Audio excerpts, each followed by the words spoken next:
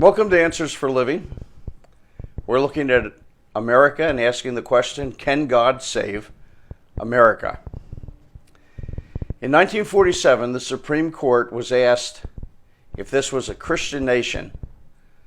And since our children were allowed to pray in school, don't we need to let Muslim and Hindu children pray also? Don't we need to treat all religious groups equally? The response of the Supreme Court was, this is a Christian nation. Those faiths can worship as they choose, but this is a Christian nation. But in 1960, the falling away began. Since 1960 through the early 1990s, the Supreme Court has made an all-out attack on Christian values.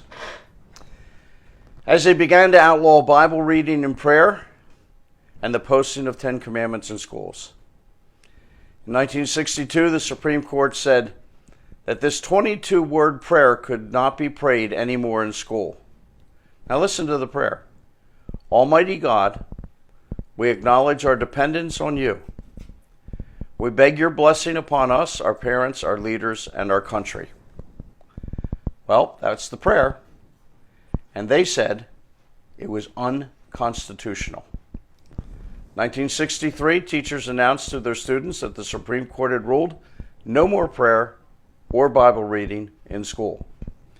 In 1980, the Supreme Court ruled in Stone versus Graham, and this is what they ruled: the posting of the 10 Commandments in a Kentucky high school was unconstitutional.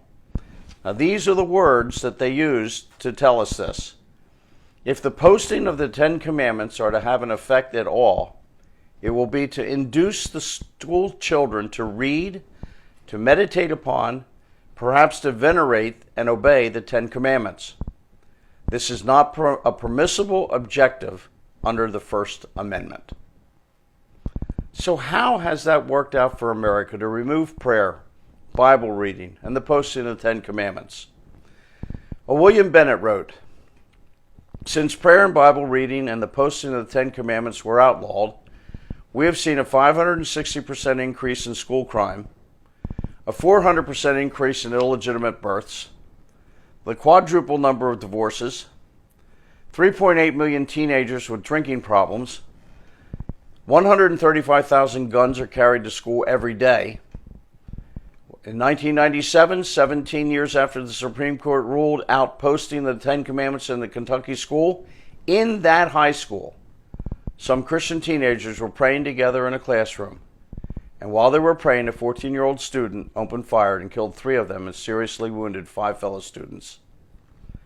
And none of us will forget Columbine, where 25 youth died, or Sandy Hook elementary school shooting, which occurred December 14th, 2012, when the 20-year-old Adam Lanza shot and killed 26 people, including 20 children between 6 and 7 years of age, and 6 adult staff members. And every 24 hours, 1,435 teenagers attempt suicide. Now, we're appalled, and we should be. But we should have expected it if you read the Bible. Hosea chapter 4, verse 6 says, because you have ignored the laws of your God, I will also ignore your children. Our national debt is over $27 trillion. If you paid $1 every second of every hour of every day of the month for every month of the year, it would take 32,000 years to pay off $1 trillion. Has God got our attention yet? How about this? June 2nd, 2019. A government meeting in Alaska was opened with an invocation.